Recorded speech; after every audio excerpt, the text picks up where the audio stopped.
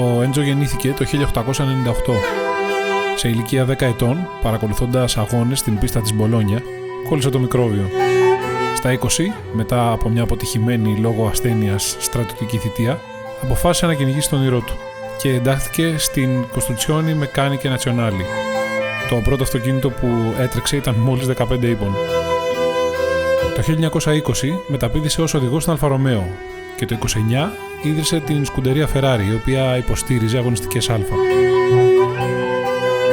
Μετά τη γέννηση του γιου του Ντίνο το 1932, αποδέχτηκε ότι ήταν καλύτερος μηχανικός και ομαδάρχης παρά οδηγός και επικεντρώθηκε σε αυτό.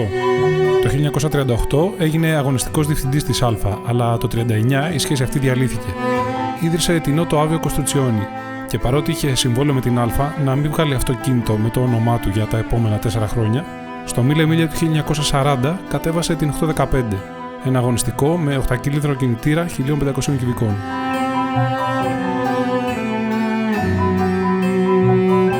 Στη διάρκεια του Δευτέρου Παγκοσμίου Πολέμου, η Auto Avio Costruzioni, όπως και όλες οι εταιρείες του είδους, είχαν επιταχθεί από το κράτος για να φτιάχνουν ανταλλακτικά και εξαρτήματα για τα αυτοκίνητα του στρατού.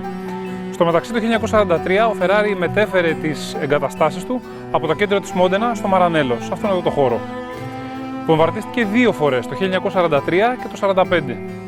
Μετά το τέλος του πολέμου, όταν πια η κατάσταση να εξομαλύνεται και ο Ferrari σκεφτόταν να επιστρέψει στους αγώνες, οι λογιστές του κατάφεραν να τον πείσουν ότι για να χρηματοδοτεί τα έξοδα που κάνει στους αγώνες θα έπρεπε να αρχίσει να φτιάχνει και να πουλά αυτοκίνητα δρόμου.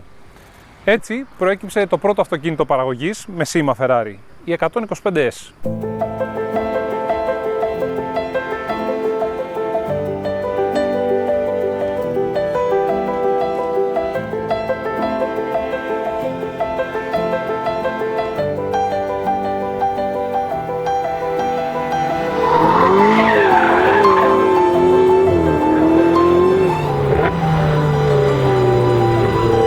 Η 488 GTB, αυτή η συγκεκριμένη μάλιστα, βαμμένη σε ρώσο κόρσα με τις κόκκινες γραφές στο μαύρο δέρμα που δίνει την καμπίνα, είναι η εικόνα της σύγχρονης Ferrari. Δεν είναι η πιο γρήγορη ούτε η πιο σπάνια, αλλά σίγουρα είναι η καλύτερη. Αυτή που συνδυάζει με τον ιδανικό τρόπο τις παραδοσιακές αξίες της μάρκας, τις αιμονές του Έντζο και τις ανάγκες της εποχής. Αυτή που μέσα και από την εμπορική της επιτυχία εξασφαλίζει την ασφαλή πορεία του μύθου προς την αιωνιότητα.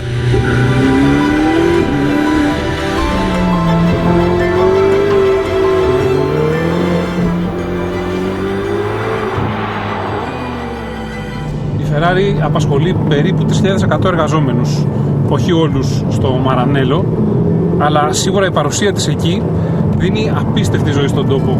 Προσελκύει τρομερό τουριστικό ενδιαφέρον σε μια αγροτική κατά τα άλλα περιοχή, η οποία το πιθανότερο είναι να ήταν μια άγνωστη κουκίδα στο χάρτη χωρίς τη Ferrari.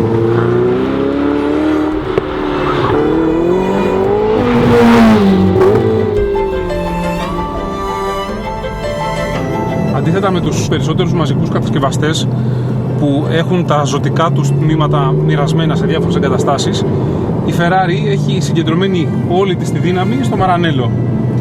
Μέσα στο εργοστάσιο υπάρχει ειδικό τμήμα κατασκευής των εξαρτημάτων από ελαφρά εξωτικά υλικά. Εκεί κατασκευάζονται και συναρμολογούνται οι κινητήρες. Υπάρχει μηχανουργείο διαστημικής τεχνολογίας που κατασκευάζει τα κομμάτια της ανάρτησης. Φυσικά συναρμολογούνται τα αυτοκίνητα, βάφονται. Ενώ υπάρχει και υπερσύγχρονη αεροδυναμική σύραγγα, παρότι ο Έντζο έλεγε ότι η αεροδυναμική είναι για αυτούς που δεν μπορούν να φτιάξουν μοτέρ.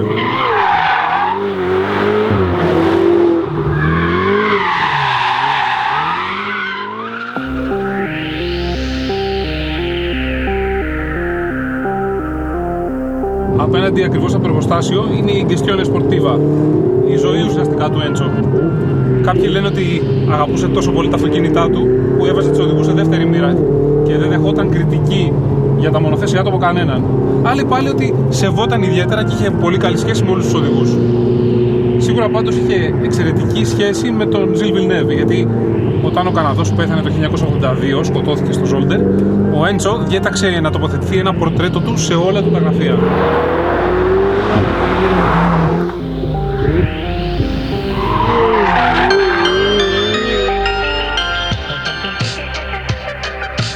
Το κόκκινο είναι ταυτισμένο με τη Ferrari γιατί αυτό ήταν το εθνικό χρώμα της Ιταλίας στους αγώνες αυτοκινήτου. Το όρθιο άλογο ήταν το έμβλημα του Φραντσέσκο Μπαράκα, ενός θρυλικού Ιταλού αεροπόρου του Πρώτου Παγκοσμίου Πολέμου. Σκοτώθηκε το 1918 και η οικογένειά του συνάντησε τον Έντζο το 1923 και του πρότεινε να το χρησιμοποιήσει στα αυτοκίνητά του. Εκείνος φυσικά αποδέχθηκε την τιμή. Το τοποθέτησε σε κίτρινο φόντο γιατί αυτό ήταν το χρώμα της πόλης της Μόντενα. Η Ferrari έχει 227 νίκες στη Φόρμουλα 1, 16 πρωταθλήματα κατασκευαστών και 15 οδηγών.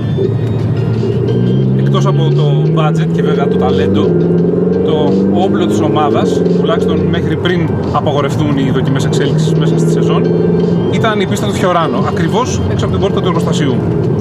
Κατασκευάστηκε το 1972, είχε μήκος κάτι λιγότερο από 3 χιλιόμετρα και ανασχεδιάστηκε το 1996 όταν ο Σουμάχερ ζήτησε να του φτιάξουν μια γρήγορη στροφή σαν αυτές που συνήθως φέρνουν σε δύσκολη θέση τα μονοθέσια στις πίστες των Grand Prix.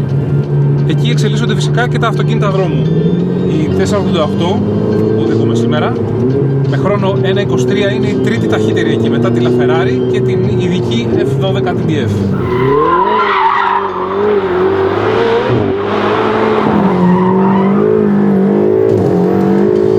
Εκπληκτικό αυτοκίνητο.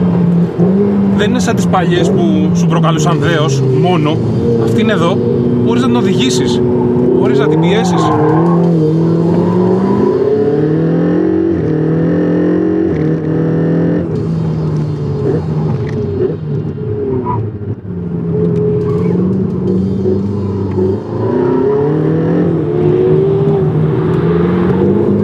Αυτός ο V8 έχει βραβευθεί 3 συνεχόμενες φορές ως ο καλύτερος κινητήρας της χρονιάς.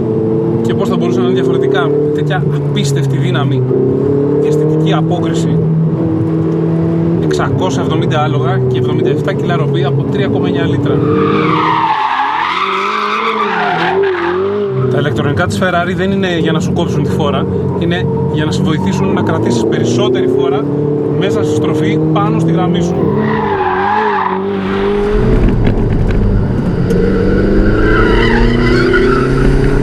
Η ανάρτηση ελέγχει το βάρος σαν Φόρμουλα 1, αλλά καταπίνει τις ανομαλίες σαν SUV. Η απόκριση στον γκάζ είναι απίστευτη, ακούει το παραμικρό πάτα άσε. Φουσκώνει, κουρδίζει την ουρά. Χάρη σε αυτό το φανταστικό ηλεκτρονικά ελεγχόμενο μπλοκέ που μοιράζει συνέχεια τη ροπή αριστερά-δεξιά στους πισωτροφούς. Το κυβότο είναι μαγεία. Κατεβάζεις, ανεβάζεις, είναι μέσα στο μυαλό σου, κάνει ακριβώς αυτό που θες εκεί που το θες.